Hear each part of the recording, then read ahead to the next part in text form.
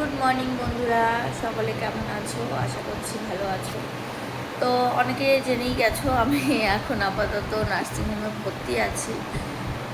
মানে কি বলবো, কালকের থেকে এত ইঞ্জেকশন খেয়ে ফেলেছি।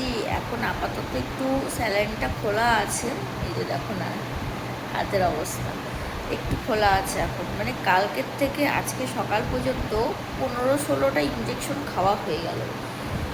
এই জন্য আমি ভর্তি হতে চাই না, জানো তো। এই যে ভর্তি হলে যে এই একটার পর একটা ইঞ্জেকশন দিতে থাকে না, বাপরে বাপ, কী আর বলবো।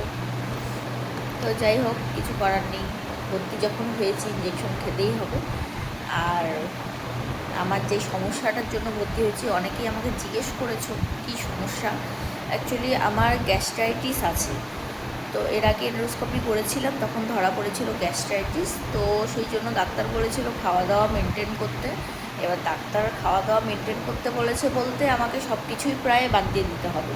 তো এবার এই বয়সে সব কিছু কি বাদ দেওয়া যায় বলো? মুখটা তো মানে না, না জিভটা তো মানে না। তো অনেক কিছু স্বাদ উপভোগ করতে চায়, তো হয়ে যায় মাঝে মাঝে উল্টাপাল্টা খাওয়া দাওয়া।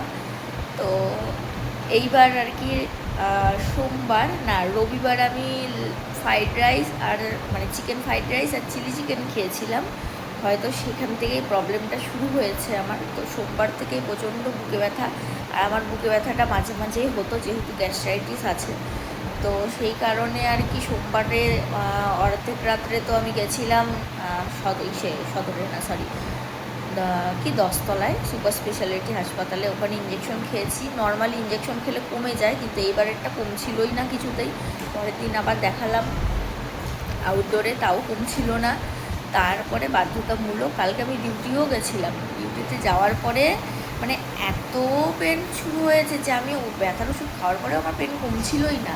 তারপরে বাধ্যতামূলক আমি একাই চলে এসেছি ভর্তি হতে। মানে আমি রানাকে ফোন করেছি, এবার রানা তো শিলিগুড়ির থেকে আসতে তো সময় লাগবে, হ্যাঁ 2 ঘন্টার মতন লাগে সময়। তো এবার আমি আর কিছুতেই থাকতে পারছিলাম না, আমি একাই চলে এসেছি বাধ্যতামূলক। আমি একা এসে প্রথমে ডাক্তার দেখালাম। তো ডাক্তারকে বললাম গার্জিয়ান তো আসেনি, কারণ আমার গার্জিয়ান শিলিগুড়ির থেকে আসতে টাইম লাগবে, আমি একাই এসেছি। তো উনি বললো ঠিক আছে দাও, তুমি গিয়ে নিজেই সই করো, করে আপাতত অ্যাডমিট হয়ে যাও। তো প্রথমে আর কি আমাকে একা একা অ্যাডমিট করতে চাচ্ছিল না, যেহেতু গার্জিয়ান আসেনি আমার। তো আমি বললাম যে আমার তা গার্জিয়ান আসতে একটু সময় লাগবে।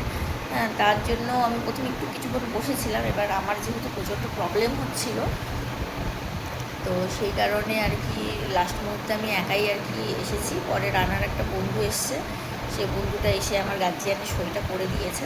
পরে বাড়ির থেকে দিদি এসেছিলো, বুদ্ধি এসেছিলো, আর হচ্ছে রানাও চলে এসেছিলো তারপরে। তো ওষুধপত্রগুলোও ওনারাই নিয়ে এসছে, রানা পরে এসে সই করে দিয়ে এসছে। তো যাই হোক,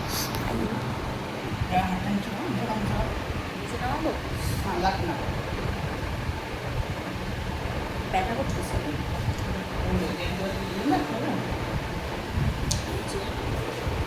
লাগিয়ে দিল আবার। তো যাই হোক, এখন একটু ঠিক আছি। আজকে আলট্রা করতে দিয়েছে, আলট্রা করব।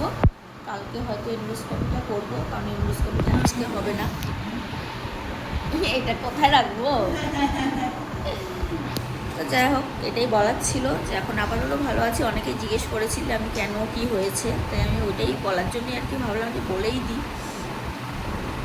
তো সারাদিনে আর সময় পাবো কি না বলা মুশকিল। ঠিক আছে, টাটা, পরে কথা হবে সময় পেলে।